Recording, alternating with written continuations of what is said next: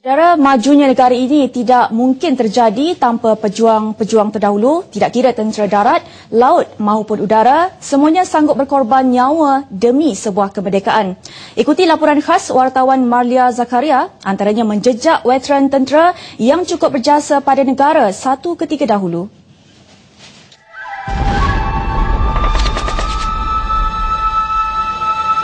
Di Malaysia terdapat kira-kira 200,000 veteran tentera, termasuk tentera darat, laut dan udara. Pelbagai cerita menarik dan pengalaman ngeri sepanjang mereka berkhidmat perlu ditonjolkan sebagai iktibar generasi muda hari ini. Bekas Sarjan Meja Mustafa Jantan yang pernah digelar Nyamuk Malaysia oleh Perisikan Singapura merupakan bekas komando dan pasukan elit tentera darat. Beliau yang kini berusia 75 tahun telah berkhidmat dalam tentera selama 21 tahun.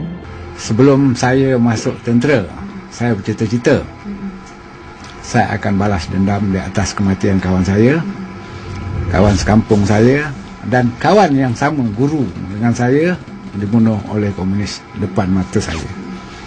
Dia kata, manalah mak saya nak ada duit. Saya yang bagi duit kepada mak saya. Tapi komunis itu dia kata, banyak cakap budak ni, aku bunuh kau, dia kata. Dia kata, kalau sampai hati nak bunuh lah, apa boleh buat, dia kata.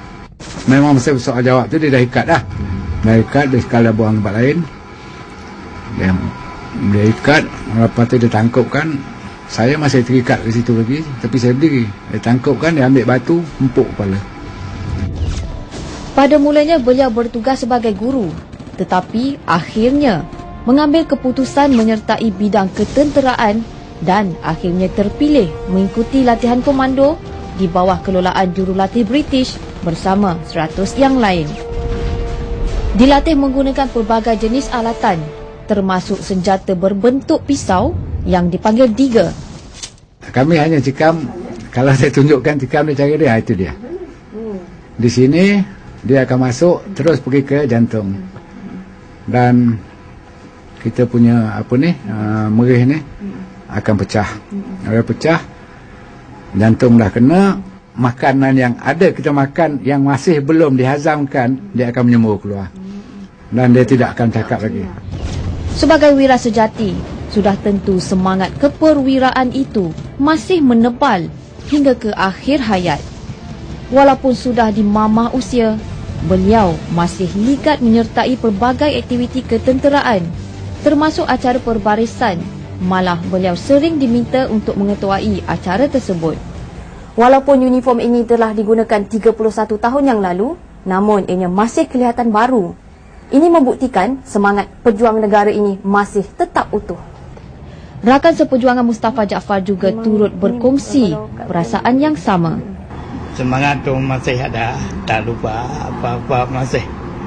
Saya teringatlah tengok apa dalam TV keluar berkenaan tentera, berasa yang sedih, kita selalu menangis menangis. Walaupun sekarang dah umur saya 72, masuk 72 sekarang, tapi perasaan masih ada.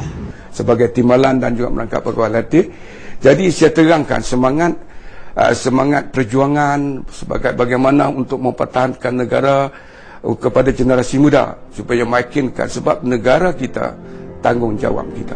Selain sumbangan kerajaan, pelbagai badan bukan kerajaan diwujudkan untuk membantu bekas tentera. Kini, terdapat 43 persatuan berkaitan veteran tentera turut menjaga kebajikan mereka.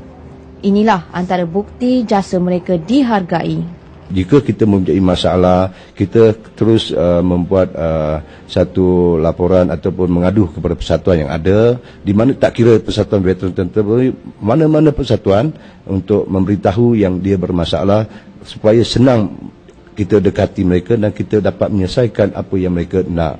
Tetapi jangan kita malas. Ya, jangan kita mengharap meminta-minta dan kita hanya bercakap dan kita tidak beri kebaikan pada pihak kerajaan juga. Hanya kerajaan hanya memberi setengah kanan, kita terima juga. Tetapi kita tak ada ulur balik bantuan kepada pihak kerajaan. Tanpa semangat juang dan jati diri yang kental, kemajuan negara tidak akan tercapai. Ini termasuk dalam bidang-bidang lain yang diperlukan negara. Generasi muda yang leka dan selesa akan menggugat Komisian Merdeka. Maria Zakaria, TV1.